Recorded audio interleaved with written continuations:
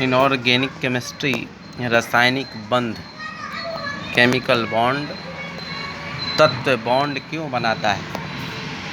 तत्व bond stability के लिए बनाता है, स्थायित्व के लिए बनाता है। इसके बातम कोश में 2 इलेक्ट्रॉन या 8 इलेक्ट्रॉन होंगे तो ये स्टेबल होगा। सोडियम के बातम कोश में 1 इलेक्ट्रॉन होता है, 2 8 1। और क्लोरीन के बातम कक्षा में 7 इलेक्ट्रॉन होता है, 2 8 और 7। इसलिए NaCl से अभिक्रिया करके NaCl बनाता है। आयनिक बंध आयोनिक बॉन्ड Na जो है एक्सेप्ट करता है इलेक्ट्रॉन को,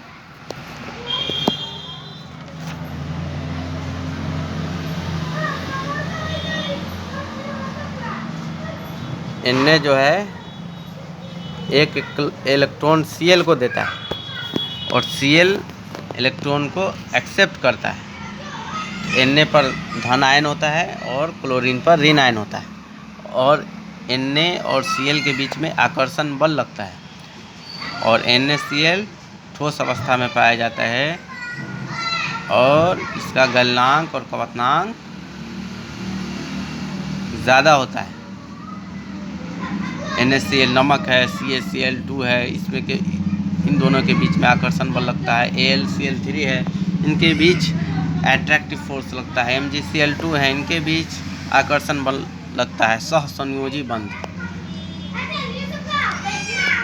ऑक्सीजन है, उसके पास 6 इलेक्ट्रॉन है, फिर ये दूसरे ऑक्सीजन से जिनके पास 6 इलेक्ट्रॉन है उनसे जो है ये साझा करता है, सहसंयोजी बंध बनाता है, यानी साझेदारी करता है। इसलिए ऑक्सीजन जो है गैसीय रूप में पाया जाता है क्योंकि इनका गलनांक और क्वथनांक बहुत ही कम होता है। जल सहसंयोजी बंध द्रव्य ऑक्सीजन होता है, फिर ये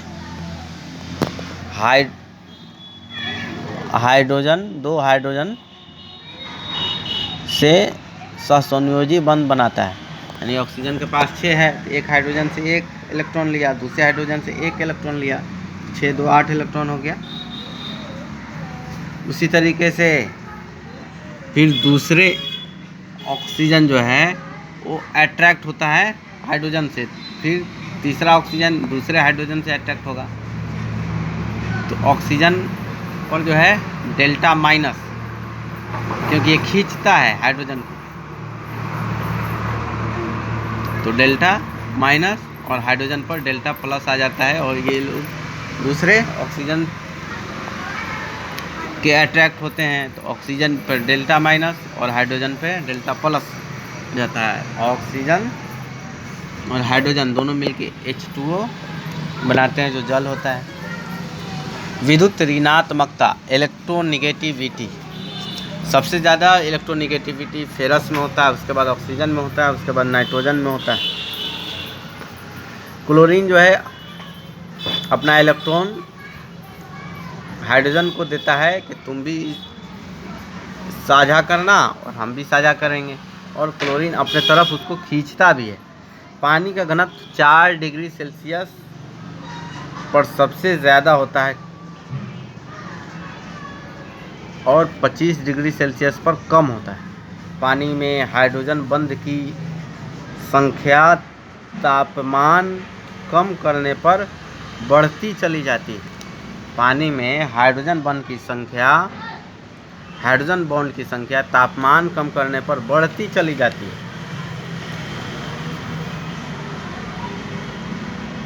25 डिग्री सेल्सियस पर बहुत ही कम हो जाता है हाइड्रोजन बॉन्ड की संख्या, और 0 डिग्री सेल्सियस पर हाइड्रोजन बॉन्ड की संख्या बहुत ही बढ़ जाता है, उसके आयतन में बढ़ोतरी पाई जाती है। 0 डिग्री सेल्सियस पर 4 हाइड्रोजन अणु होता है और 4 डिग्री सेल्सियस पर 2 हाइड्रोजन अणु होता है, एक पानी अणु यानी 2 हाइड्रोजन 4 डिग्री सेल्सियस। घनत्व इक्वल टू होता है द्रव्यमान बटा आयतन। घनत्व घटता है तो आयतन बढ़ता है।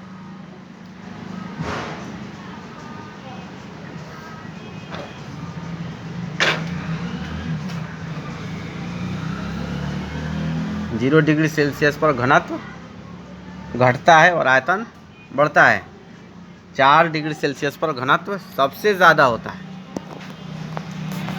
एक डायग्राम है घनत्व का और तापमान का, जो 4 डिग्री सेल्सियस पर सबसे ज़्यादा बढ़ जाता है, ये 0 है। जल जो है 2 प्रकार का होता है, मृदु भी होता है, कठोर भी होता है। कठोर जो है पीने के योग्य नहीं होता जल। मृदु जिसमें कैल्शियम और मैग्नीशियम नहीं होती, साबुन के साथ झाग बनाता है और पीने के योग्य होता है। कठोर जल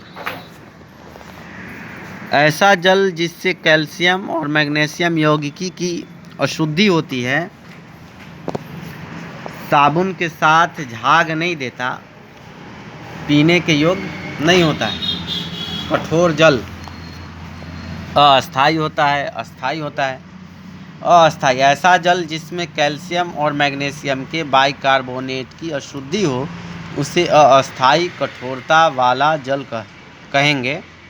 अस्थायी ऐसा जल जिसमें कैल्शियम और मैग्नीशियम के बाइकार्बोनेट की अशुद्धि हो, उसे अस्थायी कठोरता वाला जल कहेंगे। Ca ब्रैकेट में HCO3 का होल 2 को गर्म करेंगे तो CaCO3 बनाएगा। ये पानी में अघुलनशील होता है।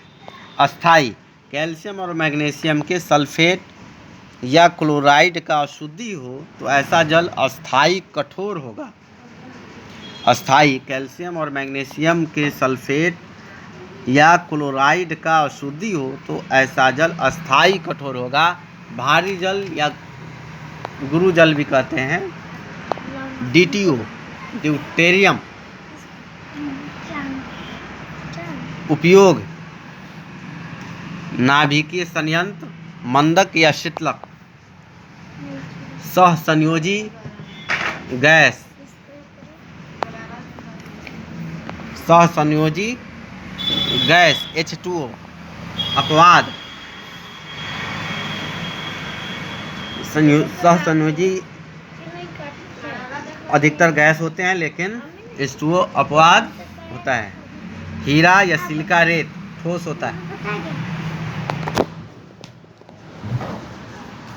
हीरा या सिलिका रेत ठोस होता है। कार्बन के बीच में जो त्रिविमीय संरचना होता है, इसलिए हीरा जो है कठोर होता है। और वैसे ही सिलिकॉन और ऑक्सीजन के बीच में भी त्रिविमीय संरचना होता है, जिससे जो है सिलिका रेत ये भी कठोर होता है। उपसहसंयोजी बंध, उपसहसंयोजी बंध कार्बन कार्बन के बीच में होता है, हाइड्रोजन और कार्बन के बीच में होता है।